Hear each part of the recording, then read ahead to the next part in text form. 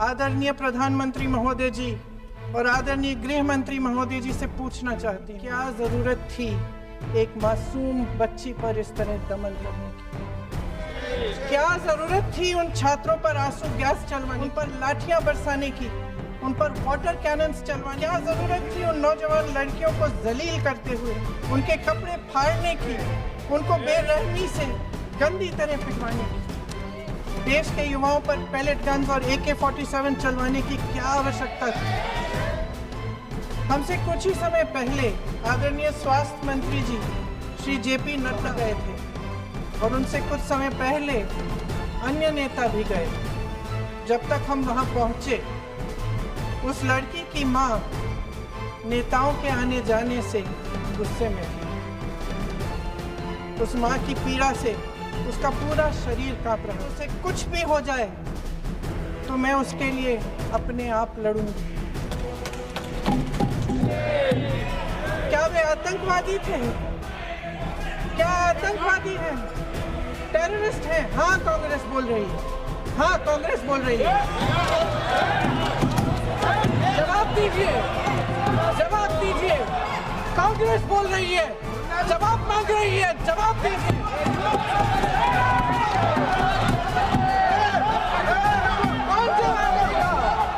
कौन जवाब देगा? गृह मंत्री जी जवाब देंगे। किसने ऑर्डर दिया? किसने ऑर्डर दिया पैलेट गन्स चलाने के लिए? किसने ऑर्डर दिया? आपके माध्यम से मैं पूछती हूँ अध्यक्ष महोदय, किसने ऑर्डर दिया? प्रधानमंत्री जी ने दिया? गृह मंत्री जी ने दिया? जवाब देंगे? पूरा देश पूछ रहा है, सिर्फ कांग्रेस पार्टी नहीं पूछ रही है, पूरा देश पूछ रहा है। अध्यक्ष महोदय, जो छोटे कस्बों में, छोटे शहरों में रहते हैं, जहां मां अपने गहने बेच देती है, कि इतना हो जाने के बाद भी आदरणीय प्रधानमंत्री महोदय जी और उनके साथी इस सच्चाई को समझ नहीं पा रहे।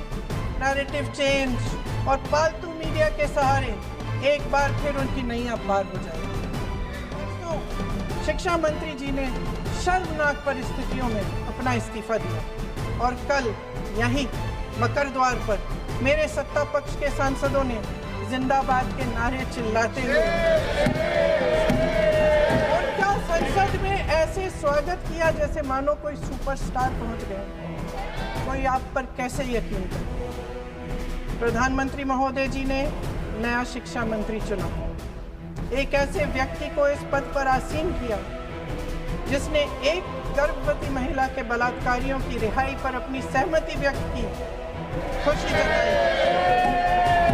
देश की करोड़ों लड़कियों को प्रधानमंत्री सर अखबारों में है, अखबार में नहीं। वो पहली बार चुन के आए हैं, मगर उनके पार्टी में सीनियर है। 15 उनको पहले ऑथेंटिकेट करने चाहिए सर, ऑथेंटिकेट करेंगे उसके बाद वो आगे बढ़ेंगे। सर, प्रियंका जी को ऑथेंटिक करना चाहिए, ऑथेंटिकेट करना चाहिए। मगर जब से ये विधेयक पारित हुआ, तब से अब तक इस सरकार ने एक भी अपराधी को सजा नहीं दी। आपने देखा है। और इस नई कमेटी में तो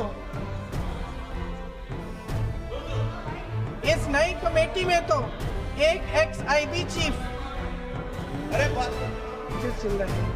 एक ex-IB चीफ, एक IT कंपनी के मालिक और एक गौमूत्र के विशेषज्ञ भी हैं।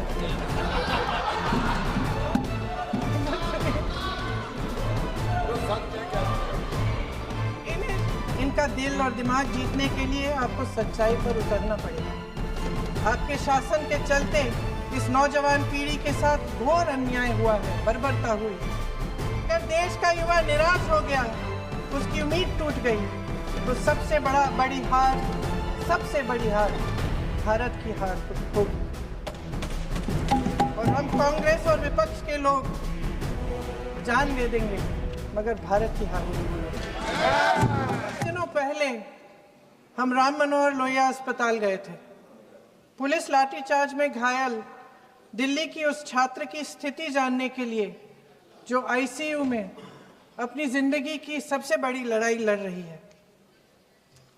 हमसे कुछ ही समय पहले आदरणीय स्वास्थ्य मंत्री जी श्री JP नड्डा वहां गए थे और उनसे कुछ समय पहले अन्य नेता भी गए। जब तक हम वहां पहुंचे, उस लड़की की मां नेताओं के आने जाने से गुस्से में थी। हाँ? सुन लीजिए, सुन लीजिए,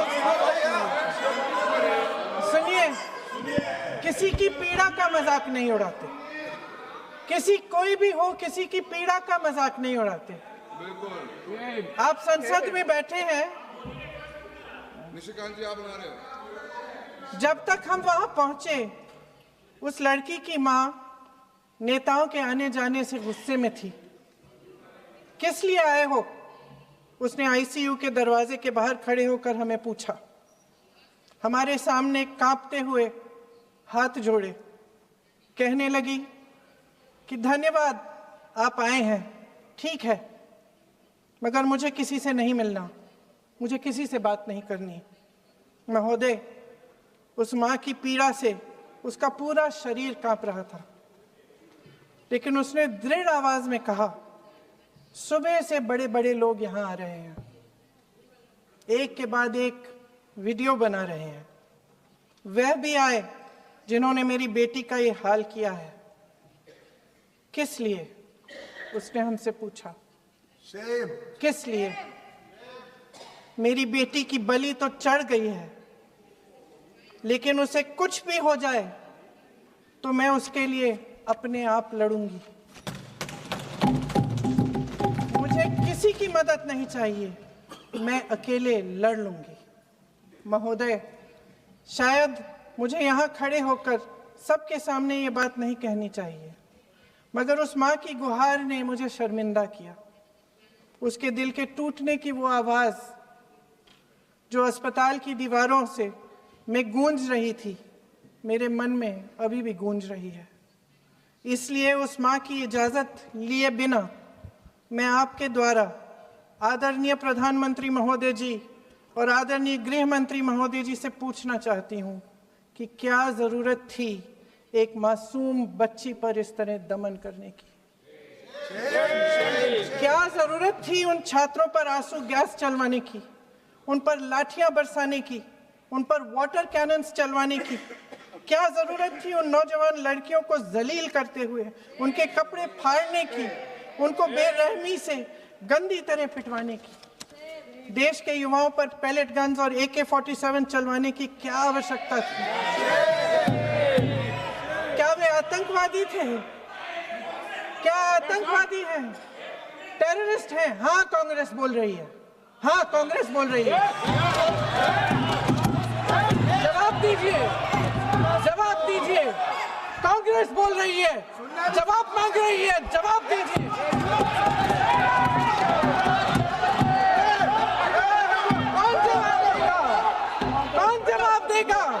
गृह मंत्री जी जवाब देंगे। किसने ऑर्डर दिया? किसने ऑर्डर दिया पैलेट गन्स चलाने के लिए? किसने ऑर्डर दिया? आपके माध्यम से मैं पूछती हूं अध्यक्ष महोदय, किसने ऑर्डर दिया?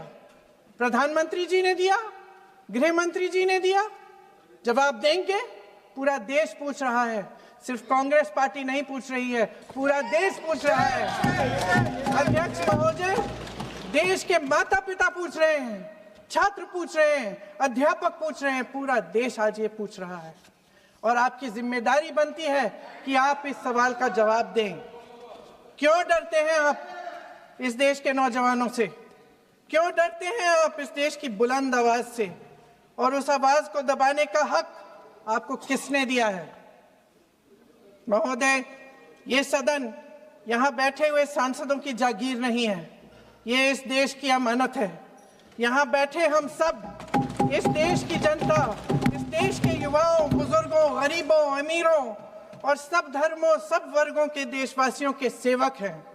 हम उनके प्रतिनिधि हैं और ये सत्ता हमें उन्होंने ही दी है। इस देश का संविधान हमारी सर आंखों पे, इस देश का लोकतंत्र सर्वोपरि है, इसे ध्वस्त करना पाप है।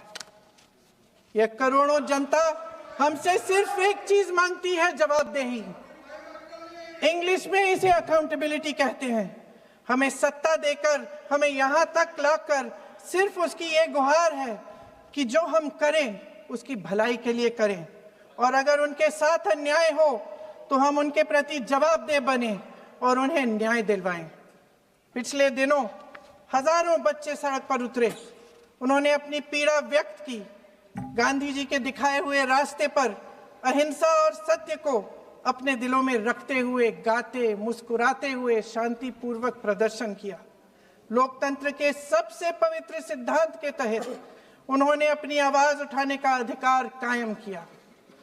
ये उस भारत के बच्चे हैं जो गांव में रहते हैं, जो महानगरों में रहते हैं, जो छोटे कस्बों में, छोटे शहरों में रहते हैं, जहां माँ अपने गहने बेच देती है, पिता अपनी जमीन गिरवी रख देता है, एक परिवार अपनी पूरी जिंदगी की कमाई बच्चे के सपने पर खर्च देता है। और अब उन्हीं बच्चों को लगने लगा है कि आज इस देश में मेहनत से ज्यादा बेईमानी मायने रखती है, मेरिट से ज्यादा पैसा मायने रखता है। तब सिर्फ एक छात्र नहीं हारता, उम्मीद हारती है। इन परेशान बच्चों ने अपनी उम्मीदें आपसे साझा की। उनकी मांगे क्या थी? कि पेपर लीक करके उनके साथ जो बार बार अन्याय किया जा रहा है उस पर कार्रवाई की जाए, कि जो सिस्टम उनके भविष्य को कुचल रहा है उसे सुधारा जाए, कि जो माफिया उन्हें घेरे हुए है उसे हटाया जाए, कि जिस मंत्री के कार्यकाल में यह सब हुआ वह इस्तीफा दे, कि उन पर बर्बरता करने वालों पर कार्रवाई की जाए और उसके लिए माफी मांगी जाए। बस यही उनकी मांग थी ना, कि जो शिक्षा और स्वतंत्र अभिव्यक्ति का अधिकार उन्हें संविधान ने दिया है उसे कायम रखा जाए। महोदय, हमारे एजुकेशन सिस्टम में कुछ समय से बहुत खामियां भर चुकी हैं। बच्चों पे जो प्रेशर डाला जाता है उसकी वजह से सैकड़ों बच्चों ने आत्महत्या कर डाली है। उससे भी ज्यादा बच्चे डिप्रेशन में डूब रहे हैं।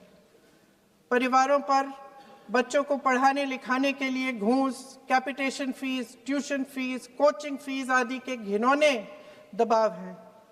लोन लेने पड़ते हैं, सामान बेचना पड़ता है और उसके बावजूद कोई गारंटी नहीं कि उनके बच्चों के भविष्य मजबूत बन पाएंगे, क्योंकि बेरोजगारी चरम पे है। इस सरकार ने रोजगार पैदा करने वाले सभी सेक्टर्स को लगातार कमजोर किया। एग्जामिनेशन सिस्टम खुद फेल हो गया है। पिछले दशक में 152 पेपर लीक हुए, 750 करोड़ छात्र प्रभावित हुए, मगर एक भी दोषी, एक भी माफिया को सजा नहीं।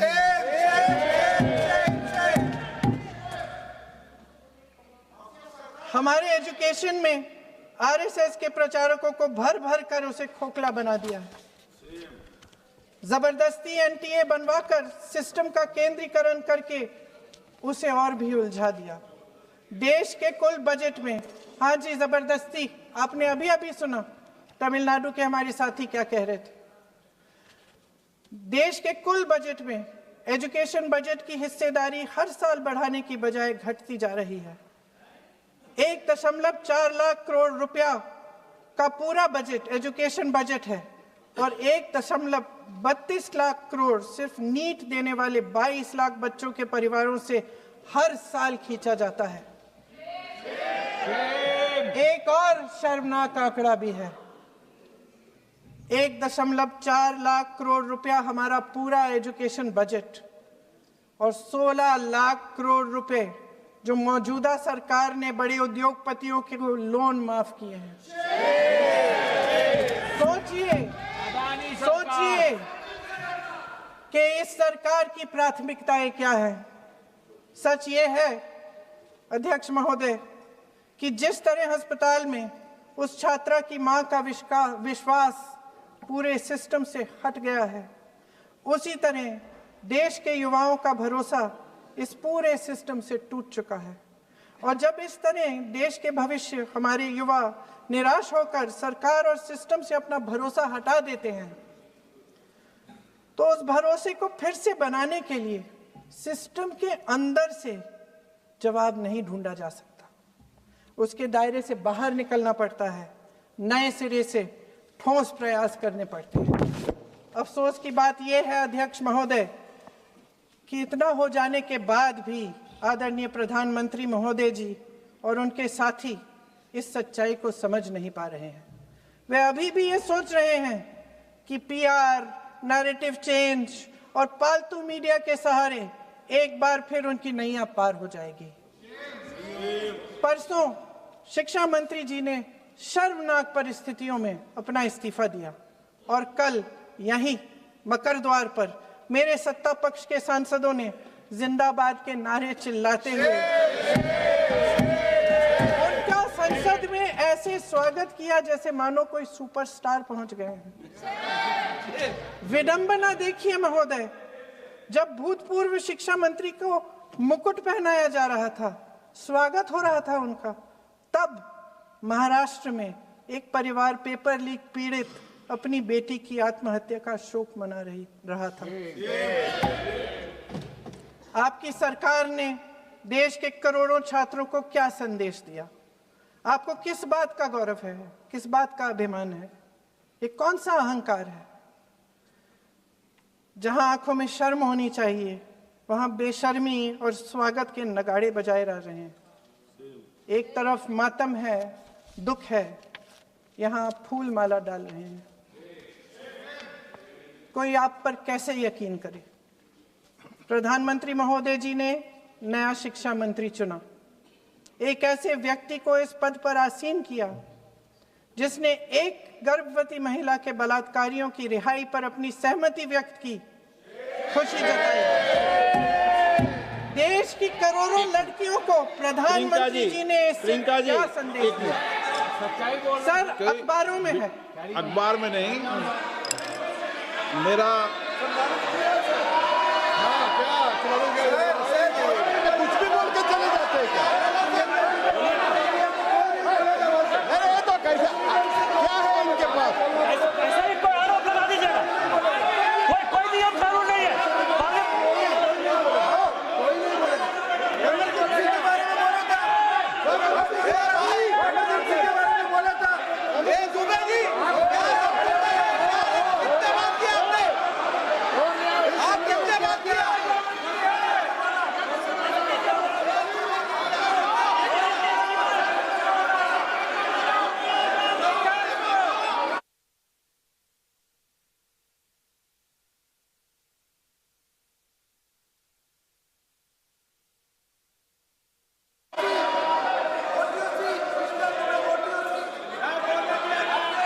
अध्यक्ष महोदय जी, जो श्रीमती प्रियंका वाड्रा गांधी जी बोल रही थी, तो बीच में उनके वहाँ से भी टोका टोकी पहले भी हुए, हमारे यहाँ से भी हुए थे।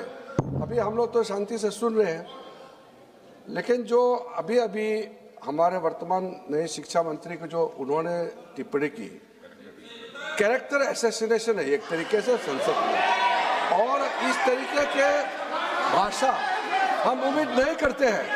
मैं इसमें प्रहलाद जोशी जी ने भी खुद कहा है, एक तो उन्होंने प्रियंका जी ने जो गलत बात कही है रिकॉर्ड पे, उसको रिकॉर्ड से हटा दिया जाए।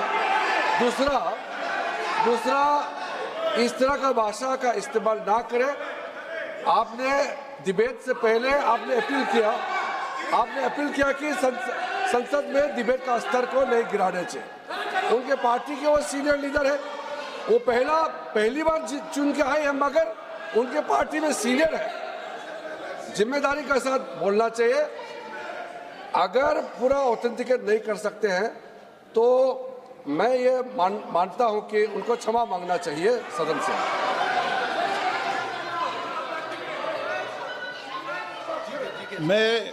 मेरा मत ये है, सदन के अंदर ये सदन सर्वोच्च लोकतांत्रिक संस्था का सदन है। इसका एक एक शब्द हमेशा रिकॉर्ड में रहता है। मैं माननीय सदस्य से आग्रह करूंगा कि बिना तथ्यों के हमें इस तरीके के सदन के पटल पर बात नहीं करनी चाहिए।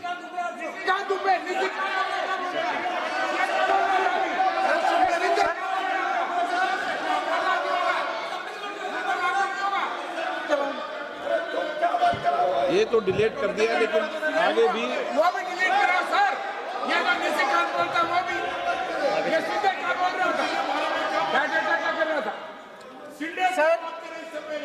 जो प्रहलाद जोशी जी ने बिल्किस बानो के बलात्कारियों की रिहाई पर जो बयान दिए, उसका प्रमाण मैं आपको दे दूंगी, मैं भेज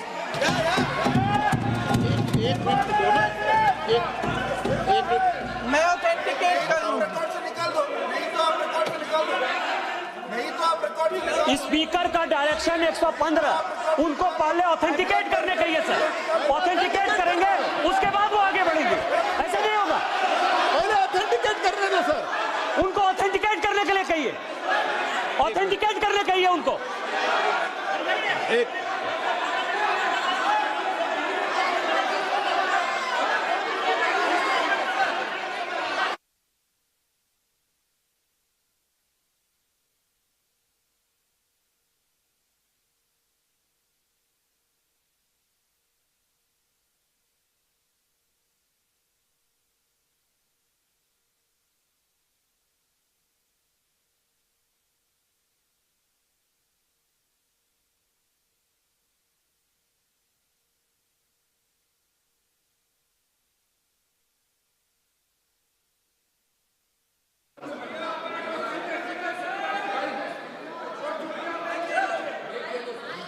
आप उनको बोलने दो, आप मत करो डिस्टर्ब। मैं एक विषय बता दूं, एक मिनट बताऊं। नियम 353 के अंदर फिर मैं एक बार स्पष्ट कर दूं, किसी भी सदस्य द्वारा किसी भी व्यक्ति के विरुद्ध मानहानि या अभियोगात्मक प्रकृति का कोई आरोप नहीं लगाया जाएगा जब तक कि सदस्य ने अध्यक्ष और संबंधित मंत्री को पर्याप्त अग्रिम सूचना नहीं दे दी हो। यह व्यवस्था है।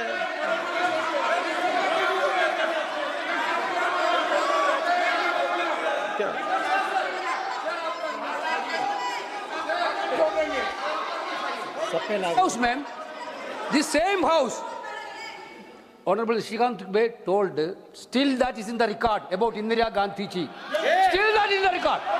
Still that is in the record. Sir, you are not removed, sir. बोलो, आप भी बोल लो।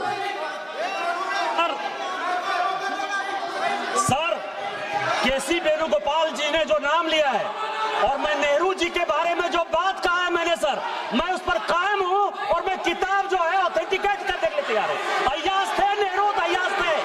मैं फिर दोबारा रिपीट कर रहा हूं, आई एम अगेन रिपीटिंग, यही फैक्ट है और वो किताब में ऑथेंटिकेट करके दे रहा हूं। I am authenticating that book.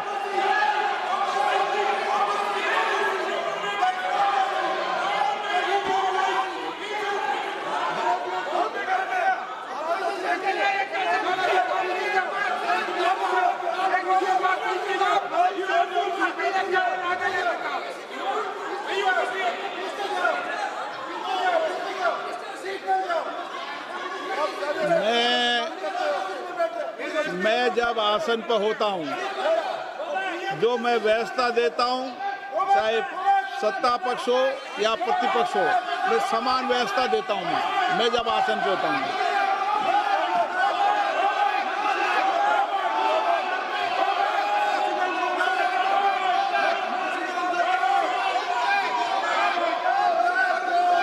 Please बोलने दो। आप उनको बोलने दें, उनको बोलने दें। नो, अरे आप उनको नहीं बोलने देना चाहते? चलिए 114 प्लीज चाहिए।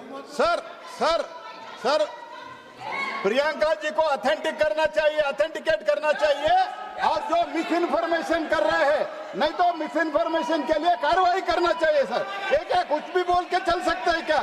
और procedure for the minister the correcting the mistake 114 में अगर वो आपने जो रूल का जिक्र किया 353 में, मुझे कोई नोटिस नहीं दिया है, मैं इधर प्रेजेंट हूँ और मैंने ऐसे कैसे बिना ऑथेंटिकेशन बोल सकते, मुझे बिना नोटिस दिए हुए।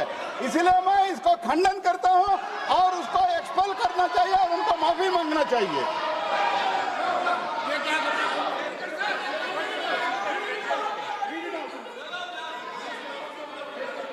नहीं, ये चैप्टर आगे नहीं बढ़ेगा sir.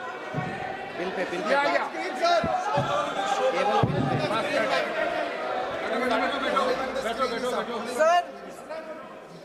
Sir, here is a newspaper माननीय article. सदस्य, Sir, पूरा बुक ले गया है आपने बुक ले गया सकता है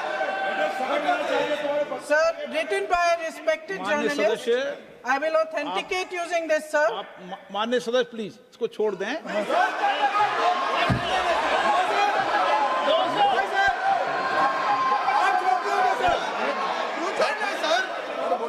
नहीं बात सर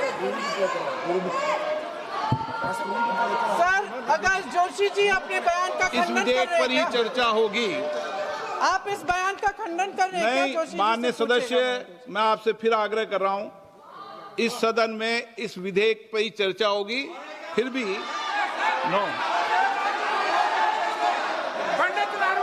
ये विधेयक का विषय नहीं है।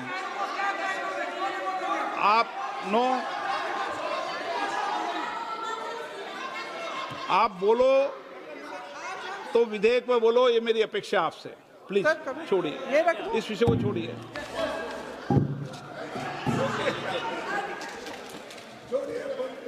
आज हम सदन पटल पर एक ऐसे विधेयक में संशोधन पर डिबेट कर रहे हैं जो 2024 में पारित हो चुका था, और इसमें मुख्य संशोधन यही है कि पेपर लीक के अन्य अपराधों के लिए सजा बढ़ाई जाएगी। मगर जब से ये विधेयक पारित हुआ तब से अब तक इस सरकार ने एक भी अपराधी को सजा नहीं दी। आपने देखा है कि कल और परसों से फेस रिकॉग्निशन द्वारा प्रदर्शन करने वाले बच्चों के नाम और पते सार्वजनिक किए जा रहे हैं, मगर यही काम पेपर लीक करने वाले अपराधियों के लिए अभी तक नहीं किया गया। ना इस विधेयक में पेपर लीक रोकने के कोई ठोस कदम है। इससे देश के युवाओं का भरोसा कैसे बनेगा? अध्यक्ष महोदय, आदरणीय प्रधानमंत्री महोदय जी को आपके माध्यम से मैं कहना चाहती हूं कि शायद उन्हें अपने सलाहकार बदलने चाहिए। वे असलियत से एकदम टूट चुके हैं। नई नई कमेटियां बनाने से काम नहीं चलेगा।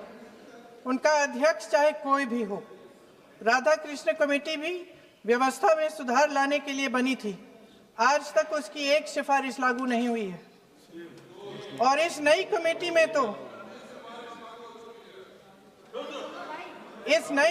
में तो एक एक्स-आईबी चीफ,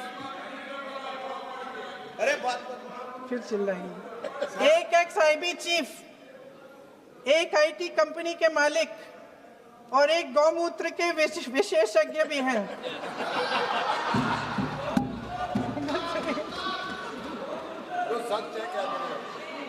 इन्हें शिक्षा के बारे में क्या पता जी? सर, सच है। आप आज मेरे से नाराज हो रहे हैं। बस मुस्कुरा लीजिए। वो आपने भी चुनाव लड़ा।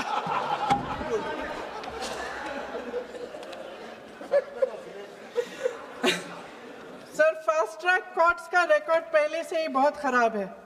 वैसे भी कल की सुनवाई में सीबीआई का वकील पेश ही नहीं हुआ। संसद में विपक्ष को दोषी ठहराने से, खोखले राजनीतिक खेल खेलने से काम नहीं चलेगा। आप जेन जी का भरोसा वापस जीतना चाहते हैं तो नए नए एंगल से अपने फोन से नए नए वीडियो बनाने से नहीं होगा।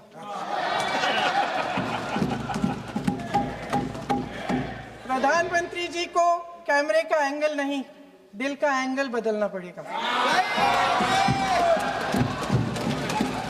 ये जेनरेशन जागरूक है, समझता है। झूठ पहचानने की उसकी अपार क्षमता है। इनका दिल और दिमाग जीतने के लिए आपको सच्चाई पर उतरना पड़ेगा। आपके शासन के चलते इस नौजवान पीढ़ी के साथ घोर अन्याय हुआ है, बर्बरता हुई है। इस सच्चाई को स्वीकार करिए। अपनी जिम्मेदारी से पीछे हटने से काम नहीं चलेगा। आदरणीय प्रधानमंत्री महोदय जी, आपको जिम्मेदारी लेनी पड़ेगी, ठोस कदम उठाने पड़ेंगे। शिक्षा विशेषज्ञों को इकट्ठा कीजिए, छात्रों, अध्यापकों, सभी स्टेक होल्डर्स को साथ लेकर, अन्य विचारधाराओं के थॉट लीडर्स के साथ गहरी चर्चाएं करवाकर एक नई शिक्षा प्रणाली तैयार कीजिए। मौजूदा नेशनल एजुकेशन पॉलिसी में 8 महीने तो एग्जाम चलते हैं, अध्यापकों को पढ़ाने का समय नहीं मिलता। सिर्फ आरएसएस के लोगों से भरने की बजाय सिस्टम को शिक्षित, एजुकेटेड, उन्नत और उदार दृष्टिकोण के लोगों से भी भरिए, जिनकी योग्यता सिर्फ उनकी विचारधारा न हो। रोजगार पैदा करने के सख्त कदम उठाइए, इस पर फोकस करिए। मेडिकल कॉलेजेस की संख्या बढ़ाइए, चिकित्सा शिक्षा का विस्तार कीजिए, ताकि ये बच्चे जो मेहनत कर कर के भी अपने भविष्य नहीं बना पा रहे हैं, एक उज्जवल भविष्य का सपना देख पाए। अध्यक्ष महोदय, छात्रों को सड़क से हटाया जा सकता है, लेकिन उनके सवालों को नहीं। हर लाठी जो किसी लड़की पर, किसी लड़के पर चली है, वे बच्चों की पीठ से ज्यादा सरकार की साख पर पड़ी है। देश के नौजवान न्याय मांग रहे हैं, भीख नहीं। वे यहाँ सरकार गिराने नहीं, अपना भरोसा बचाने के लिए आए थे। अध्यक्ष महोदय, आपके माध्यम से मैं सरकार को कहना चाहती हूँ, अपनी साख बचाइए, अपनी नीयत ठीक करिए, अपनी अकड़ का इलाज कीजिए, अपने वादों पर अमल कीजिए। आपके शासन में हमने बड़ी बड़ी चोरियां देखी हैं। चुनाव में वोटों की चोरी, राम मंदिर में चंदा की चोरी, आपके उद्योगपति मित्रों द्वारा देश की संपत्ति की चोरी, किसानों की जमीन की चोरी, लेकिन सबसे बड़ी चोरी, हाँ ठीक है, सबसे बड़ी चोरी तब हुई। कहिए, बोलिए।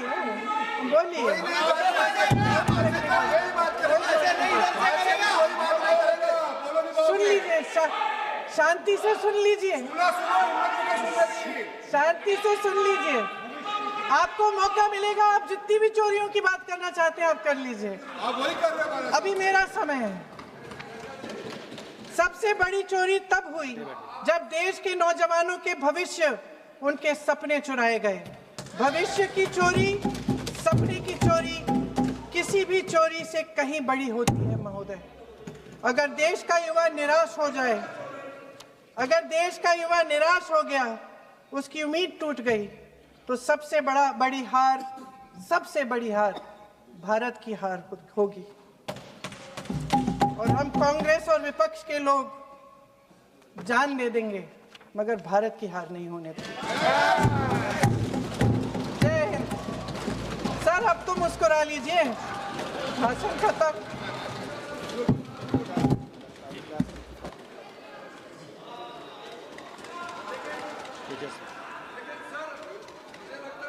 जी ने राहुल गांधी जी का स्पीच का चोरी कर लिया है, वो पूरा ड्रामा।